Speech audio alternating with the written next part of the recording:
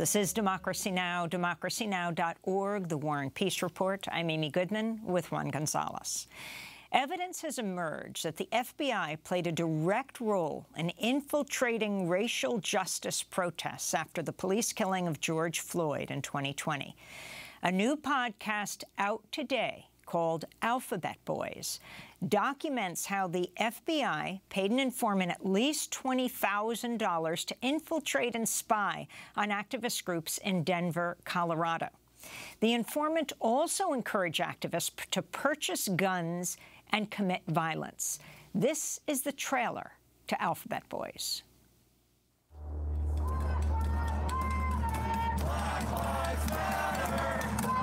The summer of 2020. It's about to get bad. I know, I'm gonna go get my gas mask. Millions protested for racial justice across the country, with some of these protests turning violent. Over the heads of the shields! That summer, it felt like history in the making. Big changes were coming. And then, the protests just stopped. There were these rumors that government agents had infiltrated the movement, pushing it toward collapse. It sounded paranoid, right? But you know what? Okay, it is August 28th, 2020 at approximately 4:02 p.m. It wasn't. I'm Trevor Aaronson, and I'm a journalist covering federal law enforcement, the Alphabet agencies. As the FBI, sometimes you gotta grab the little guy to go after the big guy. This is Alphabet Boys, a new series from Western Sound and iHeart Podcasts. Each season, we'll take you deep inside an undercover investigation. In Season 1, we're headed to Denver. UC 7775 in Denver, Colorado. Today is August 25th. Where FBI agents are investigating political activists following the murder of George Floyd. If we don't get no justice, A mysterious man rolls into town. He's wearing military fatigues, and he has a cigar dangling from his lips. The car he drives is unmistakable, a silver hearse. He was very convincing, but he did explain, he was for this BLM movement, and inside this hearse was like a lot of guns. Was this the guy the movement needed to take things to the next level? At the end of the day, you come to me, I got something for you. Play stupid games, win stupid prizes. Or did he have a secret agenda? He was just waiting for me to set the date, the time, the meeting spot, and then for sure he was trying to get it to happen. He's a bad guy, and bad guys attract bad guys. And I feel like he's gonna keep doing this forever. They want to cover up the fact that local, state, and federal law enforcement caused violence here. The trailer to the new podcast, Alphabet Boys, out today on Apple Podcasts, Spotify, or any other podcast platform. The podcast centers on an FBI informant named Mickey Windecker, a convicted felon who once fought, he said, with the Kurdish Peshmerga. This clip from Alphabet Boys begins with a Denver racial justice activist named Zebbodios Hall, who will be joining us, talking about Mickey Windecker. I didn't know much about him, but he drove a hearse. And inside this hearse was like a lot of guns, like AR-15s and all other kind of shit. I had never held one of those before in my life, and I held it, and I was like, oh, shit. Man, I'm pro-gun and everything, but I never held anything like that. Yeah, it was just this badass dude, talking about he worked in the foreign military. He was for the Black Lives Matter movement, and, it just seemed interesting, In August 2020, with millions of Americans protesting across the country, activist Zebbodios Hall invites a guy he's met at one of the demonstrations to his apartment in Denver to talk about plans for the future. The way I look at it is like, it has to happen, it has to happen. But it's like you said, how extreme do you expect it? Would you want it to go? An excerpt from the podcast Alphabet Boys. The FBI informant, Mickey Windecker, played a key role in organizing the protests in Denver. He would also go on to give the activist Zebbodios Hall $1,500 to buy a gun for him, which led to Zeb Hall being arrested for transferring a firearm to a felon. Some of the FBI's actions have been compared to the agency's covert COINTELPRO program, that's counterintelligence program, which targeted civil rights groups and other activist movements in the 1960s and 70s. In a moment, Zebbodios Hall will join us from Denver. We'll also be joined by former FBI agent Mike German, who now works at the Brennan Center. But first, let's turn to Trevor Aaronson, who created the Alphabet Boys podcast. Trevor's an award-winning investigative journalist, contributing writer for The Intercept. He's author of the book, The Terror Factory, Inside the FBI's Manufactured War on Terrorism. I mean, this is an astounding podcast series, Trevor. You've got the undercover recordings of, for example, the black activist Zeb speaking to this man, Mickey Windecker, who would travel around in a silver hearse. First, if you can tell us where you got these recordings, if you can, but lay out the story for us.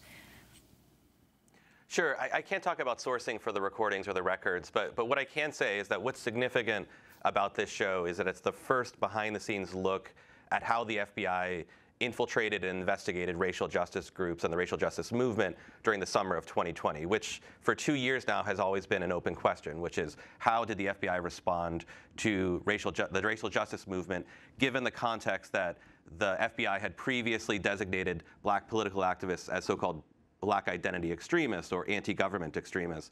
And what's significant about this is that the FBI in Denver, according to internal FBI recordings or internal FBI reports and undercover recordings, hired a convicted felon with a history of sexual assault and menacing with a weapon to infiltrate these groups while being paid thousands of dollars. And the shades of COINTELPRO that are part of this rise from the fact that Mickey Windecker, the informant, ended up becoming a leader in the protest movement, just as we saw informants in the 1960s and 1970s during COINTELPRO become leaders in those movements, and then accuse other leaders, or the real leaders of these groups, of being informants, a practice called snitch jacketing that was used to devastating effect against black political groups in the 1960s. And that's exactly what happened in Denver. Mickey became a leader of the racial justice movement there, accused real leaders of being informants when they were not, and then once he was in a position of leadership, attempted to entrap local activists in crimes, in some cases violent crimes. In fact, Mickey and the FBI went so far as to try to stitch together a supposed plot to assassinate Colorado's Attorney General, Phil Weiser, which ultimately went nowhere, but shows you the scale that the FBI had in trying to manufacture a plot that activists could get behind that would then reveal these activists as being violent. And I think it's important to understand the context in which this happened. In 2020, the Trump administration at the time was really beating the drum on this idea that Antifa and Black Lives Matter activists were potentially violent. This was a narrative that was being reinforced and echoed by right-wing media at the time. And what you're seeing in these undercover recordings is the FBI essentially trying to make that possible and happen. Ultimately, that does not happen. Obviously, there was no assassination plot or attempt against Phil Weiser, the Colorado Attorney General. But the FBI, using this paid informant, went to extreme lengths to try to make that happen. Well, Trevor, as you mentioned, this was a tactic used often during COINTELPRO in the 60s and the 70s, but it's become standard practice for the FBI and law enforcement. I think back to during the Seattle World Trade Organization protests, there were undercover agents then trying to spur extreme action among the protesters. During the period after the 9/11 attacks, there were undercover FBI agents who tried to infiltrate Muslim groups around the country, trying to get them to participate in violent acts. So this has been a regular feature of the FBI. Have you been able to see whether they were doing this to the same extent among the right-wing groups that were actually involved in major terrorist attacks across the country? Absolutely. So this is a tactic that became commonplace in the post-9/11 era, which was that the FBI used undercover agents or informants to, in the case of counterterrorism investigations, go into Muslim communities, find someone who might be interested in violence, and make everything possible, providing the means, the opportunity, and in most cases, the bomb or the weapon that ultimately would be used, then arrest that person and announce to the public a terrorism plot foiled. And so what's significant here is that we're seeing a lot of the powers and tactics used against would-be terrorists or supposed terrorists in the post-9/11 era being applied against political activists in Denver in the summer of 2020. And the reason that is significant is that the internal FBI records show in the case in Denver that the FBI launched its investigation based on nothing more than First Amendment protected activities, which were essentially things that Zebbodios Hall and other activists had said, which in some cases were quite incendiary, but ultimately were First Amendment protected activities. And yet they launched this investigation based solely on that, without any reason to believe that any of these activists were moving toward a plot of violence or anything of the like. And as for the question of whether this happens on the right, it does. You know, obviously there have been other plots that have targeted right-wing activists. The most well-known right now is the plot that targeted a group of men in Michigan in a supposed plot to kidnap Governor Gretchen Whitmer. And so I think what's important about this story now is that we are entering this phase when Jim Jordan and the Congress are about to launch this committee that is specifically looking to establish this narrative that the FBI is solely focused on this type of tactic against right-wing groups and right-wing political activists, when that isn't true. What ultimately is true is that the FBI has an enormous amount of power that deserves a lot more oversight than it currently receives, and all sorts of groups from left to right are subjected to this kind of activity by the FBI. And so this narrative that the right wing is attempting to establish, that the FBI is prejudiced against right-wing groups and we're only seeing this activity among right-wing groups, there is evidence of that, and no doubt Jim Jordan will find it. But the truth is that this is far more extensive. It involves many groups, and in most cases, I would argue, if you look at the history of prosecutions in the post-9/11 era, these types of tactics are used far more against left-wing activists and left-wing political groups than they are against right-wing groups. Even though the intelligence committees have found that it is domestic terrorism, far right-wing, that is the greatest threat to the United States right now. And you're talking about the Select Subcommittee on the Weaponization of the Federal Government, chaired by Representative Jim Jordan of Ohio. That's meeting on Thursday. But let's turn to a video capturing when FBI informant Mickey Windecker met with his FBI handlers. By the way, he's denying he's an FBI informant. Met with his FBI handlers before he met with the Denver activist Zeb Hall. It is August 28th, 2020 at approximately 4:02 p.m. Special Agent Scott Dahlstrom with Special Agent Byron Mitchell, CHS, for meet with Zebbodios Hall. Thank you. You can hear this, so I put it in my front pocket, right? Yeah. Okay, got it. See how nice and slender they are?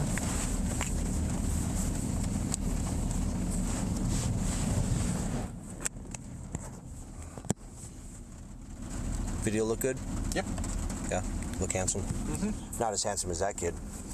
So that's Mickey Windecker talking to his handlers, going out to meet the guest we're joined by right now, Zebbodios Hall, or Zeb Hall, a Denver activist targeted by the FBI, featured in the Alphabet Boys podcast, joining us from Denver.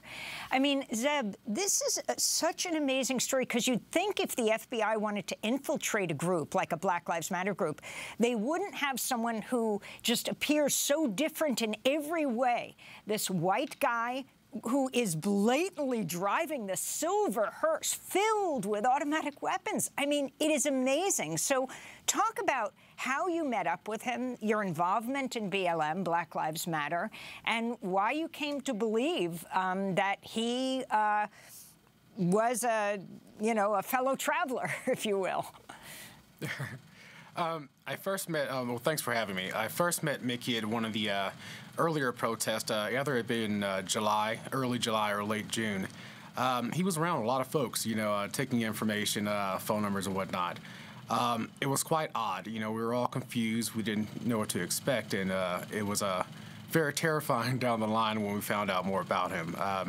It's a very dangerous history this gentleman had, and think it's very terrifying, especially the fact that, you know, it was sent to our BLM movement in the hopes of tarnishing it. And Zeb Hall, what led you to begin to think that he might not be on the up and up, and what were some of the examples of ways he tried to get people to do things they normally would not do? Yeah, it's towards the I would probably say towards you know, there was a march on the headquarters of the police department, and you know, people were just starting to get, you know, more, how would I say, rowdy than usual. And, you know, he's yelling at people, you know, making orders and whatnot. And sometime down the line, you know, it was really evident when the Colorado Springs Antifa released an article explaining more about this gentleman. It was very heinous and scary. So until that article came out, you had no suspicion that he might be an agent provocateur or undercover informant?